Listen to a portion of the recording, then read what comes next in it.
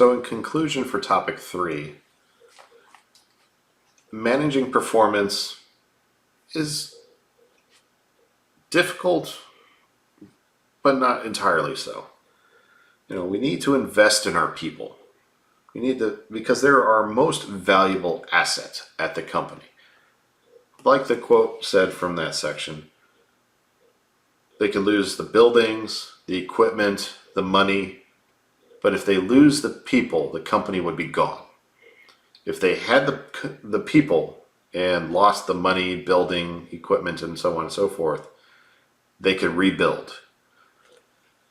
And also, the people are critically important. We need to empower them. Empower the employees, the workers, because having them at the lowest level or even the higher levels, they know the job inside and out. They're going to be able to make a more educated decision about it than somebody who might be sitting in an office somewhere looking at paperwork. But how can we make sure that those decisions are right?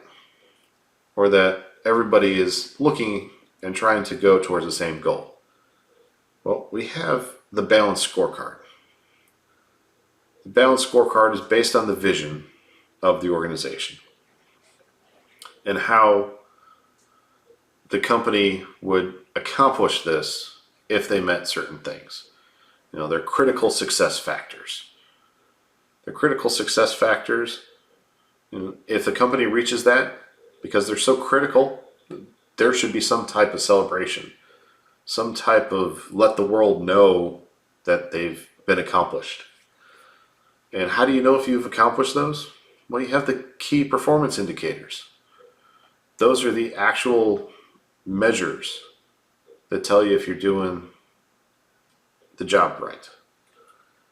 And then we do have some other measurements that we do. Total cost of ownership, total supply chain cost.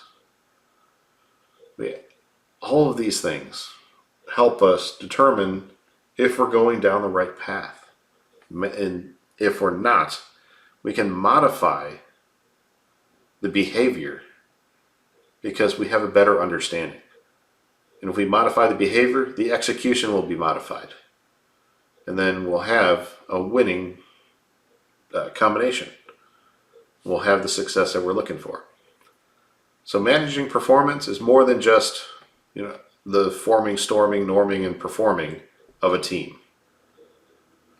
I'm sure you've heard that and probably dead sick and tired of it.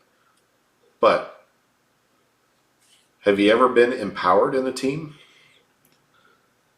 If you were, do you think your team might have performed even better? Who knows? So, in order to become the indispensable manager that I talked about in the introduction of this topic,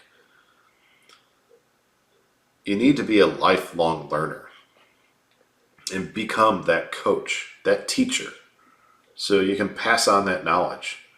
Because if you become that indispensable manager that knows everything because you've cross-trained, you're able to reach out to other work departments and speak to them in their language, develop those relationships, but you're indispensable. So no one wants to promote you because then there'd be that gap there that no one can fill. If you train your people by empowering them and coaching them, now you might be able to create somebody who can take over for you if you were to be promoted, which would be ideal because people will see that. And that makes it that much easier to promote you because you've eliminated that excuse. So be a lifelong learner. In your own majors, regardless of what it is,